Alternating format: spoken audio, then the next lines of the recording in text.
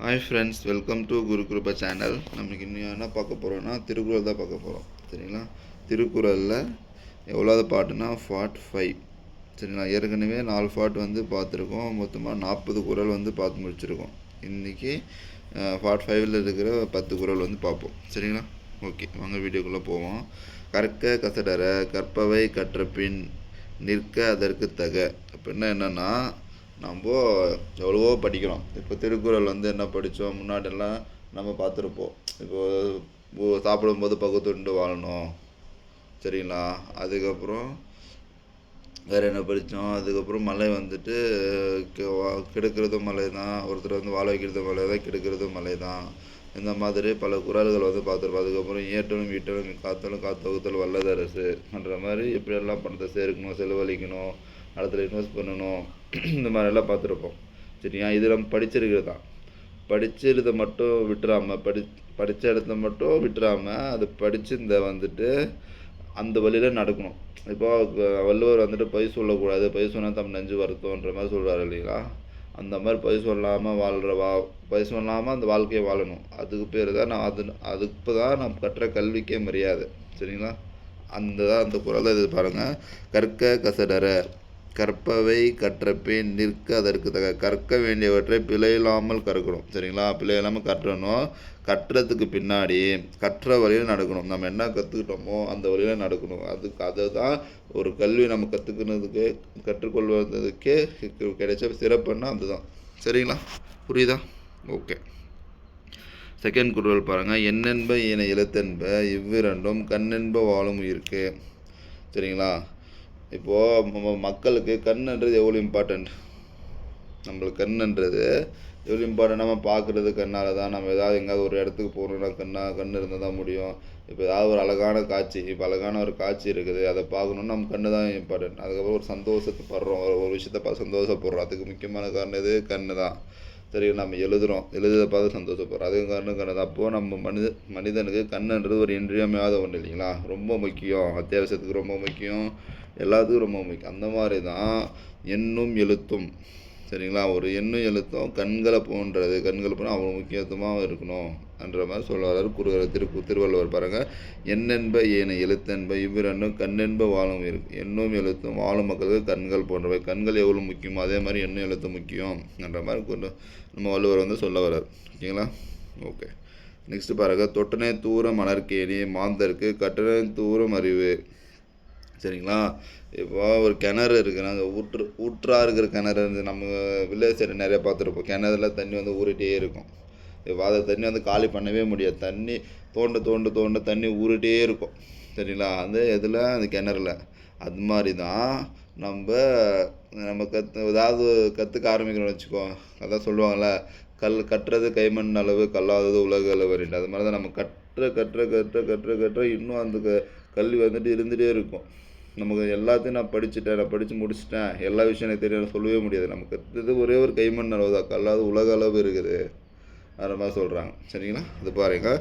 தோண்டும் அளவிற்கு ஏற்ப மணற்கேணில் நீர் வளரும், அதுபோல் கற்கும் அளவிற்கு ஏற்ப மக்களுக்கு அறிவு வளரும். சரிங்களா? கற்கும் அளவிற்கு ஏற்ப எவ்வளோ கற்றுக்குறோம் அவ்வளோக்கு உன்னோட அறிவு வந்துட்டு வளர்ந்துட்டே இருக்கும் என்றது வந்து சொல்ல வராங்க. ஓகே, புரியுதா? ஓகே. நெக்ஸ்ட் பாருங்கள். கேடில் விழிச்செல்வம் கல்வி ஒருவருக்கு மாடல்ல மற்றவை. இப்போது ஒருத்தருக்கு ஒரு அவன் 100 ரூபாய் சம்பாதிக்கிறான்னா அதை செலவு பண்ணிட முடியும். சரியா? ஒரு 50,000 ரூபாய் 50 பவுன் நகை கிட்டே இருக்குதுன்னா அது ஒரு நாளைக்கு விற்றுட்டு ஏதாவது பண்ணிவிட்டு காணாமல் போயிடும். ஆனால் நான் பி மெக்கானிக்கல் இன்ஜினியரிங் நான் படிச்சிருக்கேன்னு வச்சுக்கோங்க. அந்த பி மெக்கானிக்கல் நான் என்ன தான் அதை வச்சு நான் வேலை தேடினாலும், இல்லை எனக்கு வேலை கிடைச்சாலும், நான் லட்சமாக சம்பாதிச்சாலும், அது வந்து அந்த இன்ஜினியரிங்ன்ற டிகிரி என்கிட்ட இருக்குது. அது என்னை விட்டு எங்கேயுமே போகாது. ஆமாங்களா? அந்த நாலேஜ் என்கிட்ட இருக்குது. சர்டிஃபிகேட் வேணால் காணாமல் போகலாம், இல்லை ஏதாவது மிஸ் ஆகலாம், எரிஞ்சிடலாம், என்ன வேணால் ஆகலாம். ஆனால் நான் அந்த படித்த ஒரு அறிவுன்னு இங்கே இருக்குல்ல, அது வந்துட்டு எந்த காலத்துலையும் யாராலையும் அழைக்கவே முடியாது. சரிங்களா? அதுதான் இந்த குறள் சொல்கிறது பாருங்கள். அழிவில்லாத சிறந்த செல்வம் கல்வி தான். சரிங்களா? அந்த எஜுகேஷன் கல்வி தான் அழிவில்லாத சிறந்த செல்வம். ஒருவருக்கு அதனை விட சிறந்த செல்வம் வேறு இல்லை. அந்த கல்வியை விட சிறந்த செல்வம் நம்மக்கிட்ட வேறு எதுவுமே இருக்க முடியாது என்ற மாதிரி நம்ம வள்ளுவர் சொல்ல வர்றார். ஓகே பாருங்கள். 5வது குறள். செய்தக்க அல்ல செய்யக்கெடும் செய்தக்க செய்யாமை யானும் கெடும். அப்படின்னா என்னென்னா, நம்ம வந்துட்டு இந்த விஷயம் வந்து செய்யணும் இருந்து செய்யணுங்கிற விஷயத்த செய்யாமல் இருக்கிறதும் தப்பு தான், செய்யக்கூடாதுன்னு ஒரு விஷயத்த செய்யணும்னு நினைக்கிறதும் தப்பு தான். சரிங்களா? இப்போ என்னென்னா, இப்போ நம்ம டிஎன்பிஎஸ்சி படிச்சுட்டு இருக்கோம்ப்பா. டெய்லி ஒரு 4 ஹவர் இல்லை ஒரு 3 ஹவர் கம்பல்சரி படிக்கணும்ன்ட்டு நம்மளுக்கு எல்லாருக்கும் தெரியும். படித்தா ஈஸியாக இது குரூப் 2 ப்ரிலிம்ஸ்ன்றது ஒரு விஷயம் இல்லை, ஈஸியாக கிளியர் பண்ணிடல, நம்மளுக்கு எல்லாருக்கும் தெரியும். ஆனால் என்ன பண்ணுவோம், படிக்க மாட்டோம். ஒரு நாள் கேப் விடுவோம், இல்லை 2 நாள் கேப் விடுவோம், அந்த மாதிரி. அதான் இதெல்லாம் கண்டிப்பாக செய்யணுன்றதை செய்யாமல் இருக்கிறது. சரிங்களா? இன்னொரு விஷயம் பாரு, அதே டிஎன்பிஎஸ்சி எக்ஸாம் படிக்கிறவங்க நம்ம வந்துட்டு ஃபங்க்ஷனுக்கு இதெல்லாம் இந்த நோட்டிஃபிகேஷன் வந்துருச்சு, இன்னொரு இன்னொரு 50 நாள் எக்ஸாம்னு வச்சுக்கோங்க. 50 நாள் எக்ஸாம் வைக்கும்போது நான் டூருக்கு போகிறேன், ஃபங்க்ஷனுக்கு போகிறேன்ற மாதிரி போகிறதும் தப்பு தான். சரிங்களா? ஒரு விஷயத்தை பண்ணக்கூடாது ஆனால் அதை பண்ணுறோன்னு அதுவும் தப்பு தான்.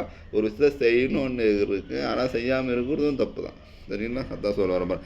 செய்யத்தகாத செயல்களை செய்வதாலும் செய்யத்தக்க செயல்களை செய்யாமல் இருப்பதாலும் தீமை உண்டாகும். இந்த ரெண்டுனாலும் நம்மளுக்கு வந்து பாதிப்பு நம்மளுக்கு தான். ஓகே, புரியுதா? ஓகே, நெக்ஸ்ட்டு பாருங்கள். எண்ணி துணிக கருமம் துணிந்த பின் எண்ணுவோம் என்பது இலக்கு. இப்போது எந்த ஒரு இப்போ எப்படின்னா, அதுக்கும் நம்ம டிஎன்பிஎஸ்சி எக்ஸாம்பிள் வைப்போம். இப்போ நம்ம டிஎன்பிஎஸ்சி படிக்கிறோன்னுட்டு முடிவு பண்ணிடுறோம். அந்த முடிவு யார் பண்ணணும்னா நம்ம தான் பண்ணணும். நான் வீட்டில் சொன்னாங்க, இல்லை ஃப்ரெண்ட்ஸ் சொன்னாங்க, ரிலேட்டிவ் சொன்னாங்க, அதனால் நான் படிக்க ஆரம்பிக்கிறேன்னா அந்த மாதிரி பண்ண ஒரு செயலை வந்துட்டு ஆரம்பிக்கிறதுக்கு முன்னாடி ஒரு வாட்டி 10 வாட்டி ஆரம்பிச்சுக்கலாம். ஆரம்பிச்சுட்டு ஒரு செயலை தொடங்கிடுறோம். தொடங்குன்னு பின்னாடி நான் ஆரம்பிச்சிடறேன்னு வச்சு டிஎன்பிஎஸ்சி படிக்க ஆரம்பிச்சிட்டேன்னா ஏன் இந்த டிஎன்பிஎஸ்சி பக்கம் நான் வந்தேன்ற மாதிரி யோசிக்கக்கூடாது. சரிங்களா? அதுதான் ஒரு செயலை செய்கிறதுக்கு முன்னாடி ஒரு வாட்டி 10 வாட்டி வச்சு செய்யணுன்றது இந்த குழுவோட மீனிங் படித்தா புரியும். பாருங்கள். எந்த செயலையும் நன்கு சிந்தித்த பின் தொடங்க வேண்டும், தொடங்கிய பின் எண்ணி பார்க்கலாம் என்பது குற்றமாகும். எது பண்ணுற மாதிரி இருந்தாலும், நான் இது டிஎன்பிஎஸ்சி மட்டும் சொல்ல, லைஃபுக்கு அப்படி தான். எது பண்ணுற மாதிரி இருந்தாலும் நல்லா யோசித்து பண்ணணும். அதுக்கப்புறம் பண்ணிவிட்டு அதுக்கப்புறம் இதுக்கு வராமல் இருந்திருக்கலாமோன்ற மாதிரி யோசிக்கக்கூடாது என்று சொல்கிறது தான் இந்த குறள். ஓகேங்களா? புரியுதா? ஓகே, நெக்ஸ்ட்டு பாருங்கள். 7வது குறள். நன்றாற்றால் உள்ளும் தவறுண்டு அவரவர் பண்பறிந்து ஆற்றாக் கடை. சரிங்களா? இப்போது நாம் ஒருத்தருக்கு நல்லது பண்ணுறோம், இல்லை ஏதாவது ஹெல்ப் பண்ணுறோம் அன்ற மாதிரி இருந்துச்சுன்னா அதோட பண்புன்னா என்ன சொல்கிறது, ஹெல்ப் பண்ணுறவங்க எப்படிப்பட்டவங்க, நம்ம பண்ணுற ஹெல்ப்பு. இப்போது நான் என்ன பண்ணுறேன்னா, இப்போ மந்த்லி இப்போ அடையாறுலாம் இருக்குதுன்னு வச்சுக்கோங்க, அங்கே வந்துட்டு ஒரு அமௌண்ட் கொடுக்குறேன். சரிங்களா? அது அப்படி கொடுக்கும்போது நான் என்ன பண்ணுவேன், இதுக்கு முன்னாடி யாராவது அனுப்பியிருக்காங்களா, இல்லை அந்த அமௌண்ட்டெல்லாம் கரெக்டாக செலவு பண்ணுறாங்களா, இல்லை ஏதாவது கரெக்டாக அந்த குழந்தைங்களுக்கு தான் போதான்ற மாதிரி அதோட பண்பு அறிந்து செய்யணும். அப்படி இல்லைன்னா அதை வந்து நான் பண்ணுற அந்த உதவி வேறு அந்த மாதிரி குழந்தைங்களுக்கு போகாமல் வேறு யாராவது வச்சு யூஸ் பண்ணிட்டாங்கன்னா அதை நான் பண்ணுற உதவிக்கு அதை நம்மளுக்கு என்ன ஒரு தீமை தான் வரும். சரிங்களா? நம்ம பண்ணுற உதவின்றது கரெக்டான பர்சனுக்கு இப்போ சேர மாட்டாங்க. சரிங்களா? அந்த மாதிரி அது இங்கே பாருங்கள். நாம் ஒருவருடைய பண்பை அறிந்து அவருக்கு நன்மை செய்ய வேண்டும், இல்லாவிட்டால் நன்மை செய்தாலும் தீமை தான் வரும். நம்ம நன்மை செய்கிறோம் ஆனால் அது நம்ம தீமையில் தான் முடியும். சரிங்களா? புரியுதா? ஓகே. காக்கை கரவா கரைந்துண்ணும் ஆக்கமும் அன்ன நீரார்க்கே உல. காக்கை கரவா கரைந்துண்ணும் ஆக்கமும் அன்ன நீரார்க்கே உல. அப்படின்னா என்னென்னா, காக்கா இருக்குல்ல, அது வந்து பார்த்துருப்பீங்கள்ல, காக்கா என்றைக்குமே தனியாக உட்காந்து சாப்பிடாது. சரிங்களா? அது என்ன பண்ணுன்னா, ஒரு ஏதாவது உணவு கிடச்சுன்னா கான்னுட்டு நான் சுற்றத்தாரான உறவினர் எல்லாரையும் கூப்பிட்டு சேர்ந்து தான் உண்ணும். சரிங்களா? சேர்ந்து தான் உண்ணும். அந்த மாதிரி பண்பு இருக்கிறவங்ககிட்ட தான் செல்வமும் போய் சேரும்னு சொல்கிறாங்க. தனியாக சாப்பிடக்கூடாது. இப்போ என்கிட்ட ஒரு 100 ரூபா இருக்குன்னா அந்த 100 ரூபா வச்சு என்னால் எவ்வளோ பேருக்கு கொடுத்து என்னாலையும் சாப்பிட முடியுன்ற மாதிரி தான் பார்க்கணும். அந்த மாதிரி பண்பு இருக்கிறவங்ககிட்ட தான் செல்வமும் போய் சேரும் என்ற மாதிரி சொல்கிறார். ஓகேங்களா? காக்கா கரையா கரைந்துண்ணும் ஆக்கமும் அன்ன நீரார்க்கே உல. ஓகே, புரியுதா? ஓகே, நெக்ஸ்ட் பாருங்கள். மடியை மடியா ஒழுகல் குடியே குடியாக வேண்டுபவர்.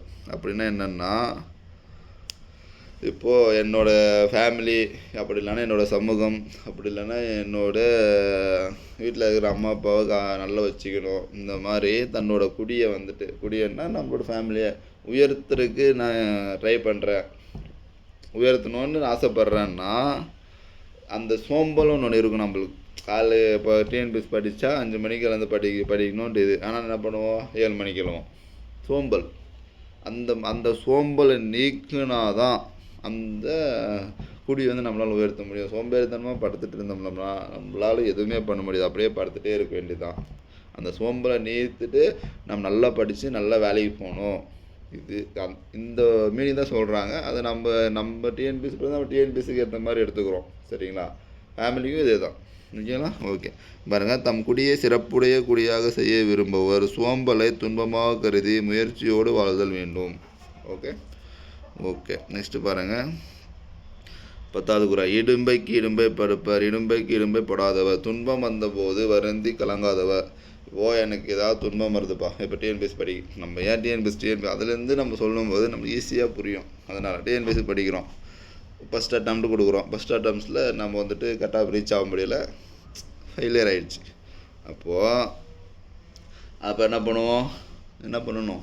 திருப்பியும் சரி என்னால் முடியாதுப்பா, நம்மளால் முடியாதுன்ற மாதிரி போகாமல் திருப்பியும் அதே எக்ஸாம் எழுதி அதே இதில் நான் எங்கே என்னால் ஒரு 1 கட்டாக ஒரு மார்க்கில் கட்டாக ரீச் ஆகாமல் போச்சியோ அதே இதில் ஃபஸ்ட் ரேங்காக எடுத்து நான் வருவேன் அன்ற கான்ஃபிடென்ட்டோடு படித்து சாதித்து காட்டுறதுக்கு பேர் தான் துன்பத்துக்கே துன்பம் தர்றது. ஓகேங்களா? அதுதான் இது பாருங்கள். துன்பம் வந்தபோது வருந்தி கலங்காதவர் அந்த துன்பத்திற்கே துன்பம் உண்டாக்கி அதனை வென்று விடுவார். ஓகே, கலங்கக்கூடாது. ஓகேங்களா? புரியுதா? ஓகே, அவ்வளோதான். 10 முடிஞ்சிச்சு. இந்த பேக்கில் இருக்கிற இந்த புக் பேக் ஆன்சர் மட்டும் கொஞ்சம் பார்ப்போம். எதனால் தீமை உண்டாகும்?